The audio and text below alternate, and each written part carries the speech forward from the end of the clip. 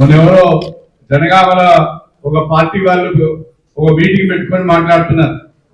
ఎంత నిస్సిగ్గుగా మాట్లాడుతున్నారంటే, ఎంత నిస్సిగ్గుగా ఆధారాలు లేకుండా అవాస్తవాలు ప్రజలకు చెప్తున్నారు అంటే నిజంగా కూడా మనం అందరం కూడా ఆశ్చర్యపోయే విషయం. ఒక ఆయన అంటాడు, మేమున్నప్పుడే హాస్పిటల్ తెచ్చామని.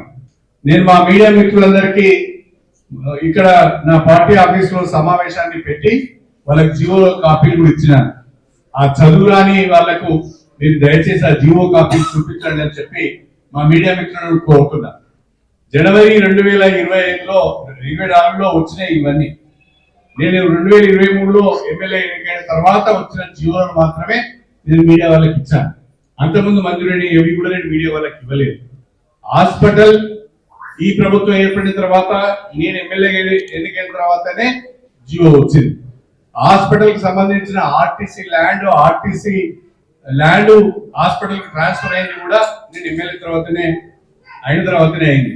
ఇప్పుడు కన్స్ట్రక్షన్ కూడా ఇప్పుడు మనం ఎమ్మెల్యే అయిన తర్వాతనే కన్స్ట్రక్షన్ కూడా స్టార్ట్ అయింది. అయితే వాళ్ళే చెప్తారు హాస్పిటల్ మేమే తెచ్చామని చెప్తారు. వాళ్ళు తెచ్చిన హాస్పిటల్ పేపర్ మీదనే ఉన్నది. ఆ ప్రభుత్వం పోగానే ఆ పేపర్ కూడా పోయింది, అవన్నీ కూడా క్యాన్సిల్ అయింది. మళ్ళా ఫ్రెష్ గా మనం శాంక్షన్ తెచ్చుకున్నాం. ఇంకో ఆయన అంటాడు, గణపూర్ మున్సిపాలిటీ చేద్దామనుకుంటే కడియం శ్రీయర్ అడ్డుపడ్డాడు అన్నాడు. ఇక ఎట్లా మాట్లాడాలో నాకు అర్థమైతలేదు, కానీ ఈ అవగాహనకు కాస్త దేవుడు బుద్ధిచ్చిందో లేదో నాకు అర్థం కావడం లేదు. మున్సిపాలిటీ ఈ ప్రభుత్వం వచ్చిన తర్వాత ఏర్పడ్డది. మున్సిపాలిటీకి 50 కోట్ల రూపాయల అభివృద్ధి నిధులు కూడా ఈ ప్రభుత్వం వచ్చిన తర్వాత వచ్చినాయి. వాటికి ఇప్పుడు టెండర్లు కూడా పిలిచారు.